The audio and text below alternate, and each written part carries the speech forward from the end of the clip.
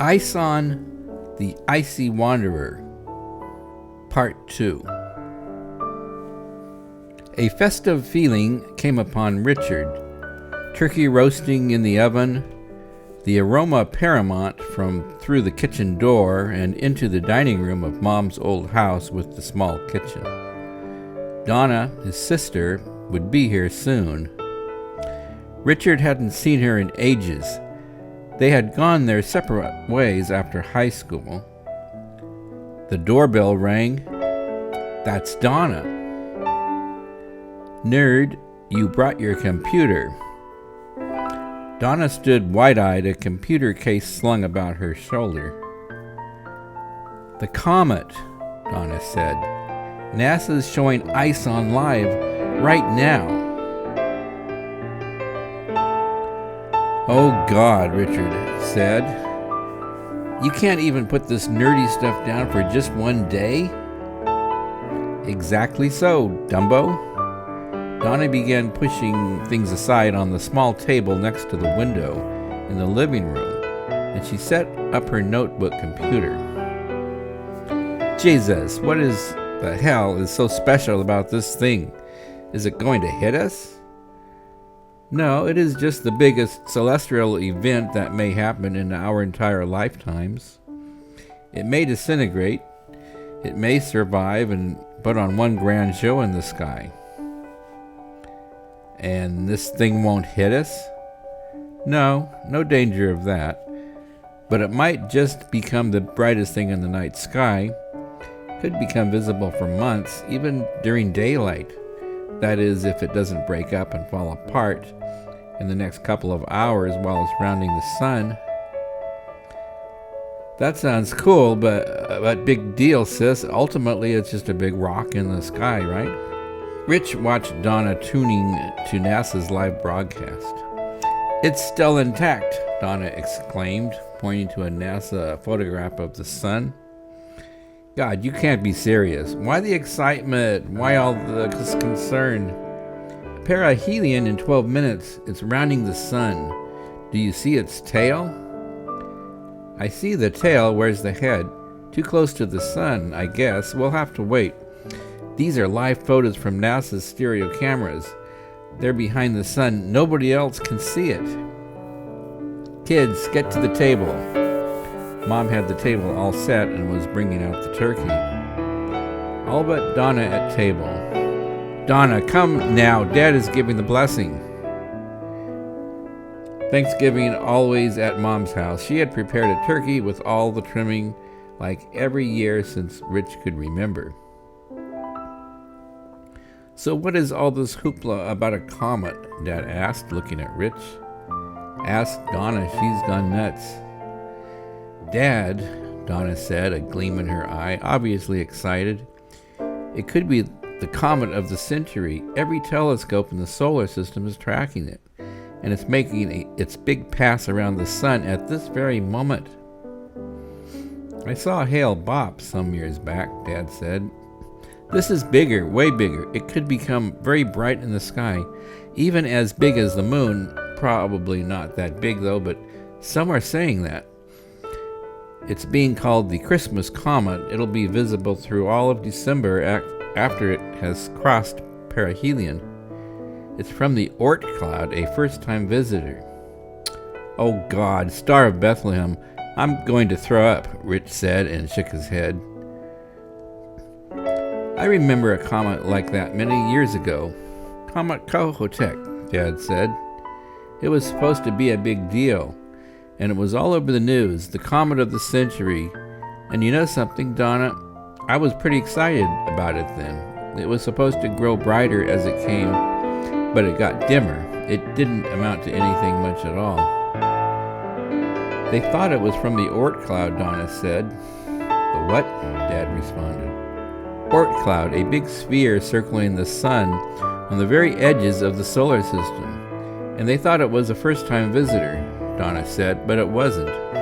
It was from the Kuiper Belt, an area inside the solar system far closer to us. So it contained fewer volatile gases than was anticipated, and that's why it didn't brighten.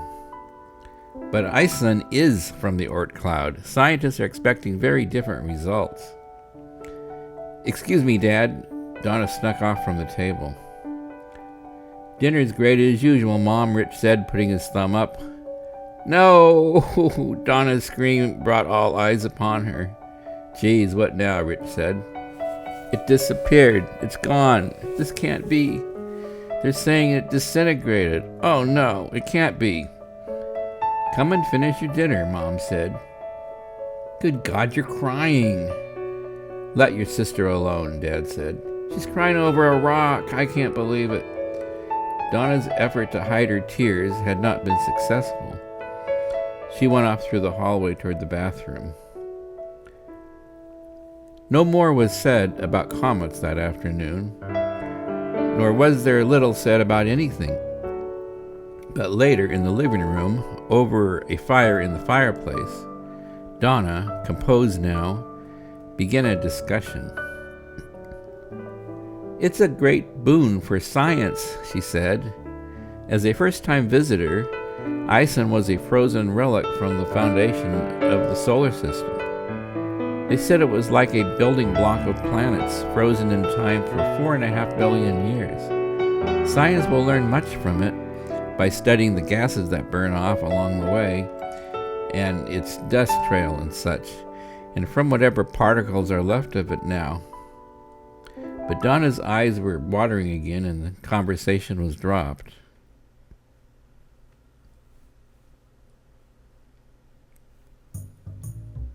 ISON woke up, groggy from sleep. He felt disoriented. He looked about him. Mercury was in the distance, and he saw Earth far off. Inky was not in sight. Where is Inky when I need him, ISON thought. And he remembered his close brush with the sun, wondering how it had affected him. But he felt alive and was energized. He felt he could go anywhere. He traveled a ways past Mercury's orbit, then Venus, and off in the distance he saw Lovejoy. What a joy it was seeing an old friend. He flew over to Lovejoy, then around her, trying to act smart and be noticed, but Lovejoy didn't respond. She was ignoring him. He flew closer to her. Lovejoy, he whispered. Oh, ISON. How will I get by without ISON? And she cried. Wrong, I'm here, don't you see me? He whizzed about her several times. She would not be able to miss him now. But she continued sobbing. ISON is gone, she said. Confused and wondering, ISON sped off and began rounding Lovejoy's orbit. And he saw another light far off, a comet. He could see it was a comet. Hey, pal, where have you been? What a friendly face. And he had noticed ISON. Linear, ISON said. What a sight for a sore head. It was C4 Linear, a friend he had not seen in a long time. But Lovejoy, why is she ignoring me? It's not that. She cannot see you. ISON was beginning to realize now. He was not like he was before he rounded the sun. You didn't make it, Linear said. And you're in my world now. You didn't make it around the sun. The great shock was sinking in as it was wearing off. ISON was in a light body. He had shed his earthly garments and was like Linear. Not a comet now anymore. He was dead. Not dead, Linear said, seemingly reading ISON's thoughts. You are free now. You can go anywhere. I failed my mission, ISON said, still somewhat in shock, but feeling better at every moment with his now free ability to move about. You can go anywhere now, Linear said. You are not bound to the great stars and planets. You are free, truly free. No longer does the outside world set your course. It is set by you. You are truly free. But I have failed my mission. You had no mission but to learn, and learn you well. God sent me here to save the earth, of who had turned from him to science and had forgotten him. I think you will fulfill that mission.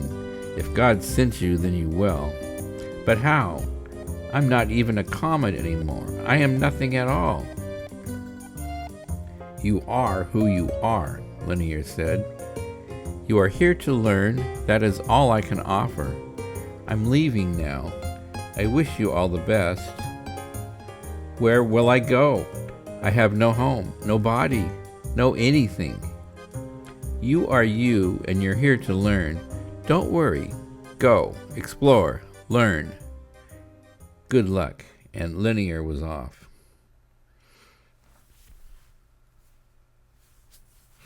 ISON, the Icy Wanderer, Part 3.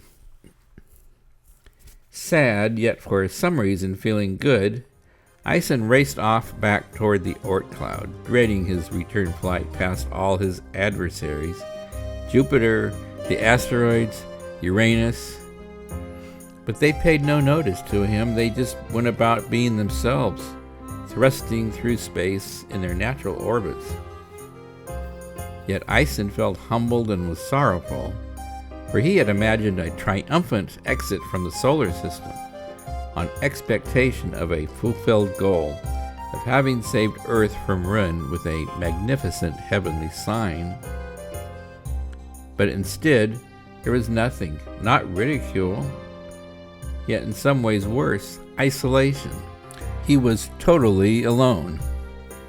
He fixed his mind on breaking through the Oort Cloud and into outer space, to roam the cosmos alone forever.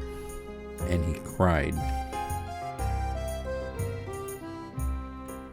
Donna had invited Rich to her New Year party tonight. Rich wondered about his sister, how she had cried over loss of a rock fragment in space. But oddly, Richard had since had Comet ISON in his mind, as though his sister's concerns had been infectious. He couldn't explain it, yet he choked up some when the comet was mentioned, and it was, for two of his former classmates had been ISON worshippers as well. In fact, he had learned that the comet may not have totally burned up. There were fragments following in the comet's trajectory. Some part of this comet had survived, much dimmer now, not even observable by the backyard telescopes, those of the many amateur astronomers who had observed ISON with excitement on its approach to the sun in the former months. To become attached to a chunk of ice and rock barreling millions of miles away through space is an odd mind to be in, a bit weird, embarrassing. Donna was not to hear a hint of it from Rich, but alas, Rich was not to escape it either, to become caught by two of Donna's new friends from her Comet Watch web circle. They had special iPhone apps for spotting comets and for studying them. Weathering the evening through to midnight, horns blared, the New York Times Square ball dropped. Mankind had somehow survived to the year 2014.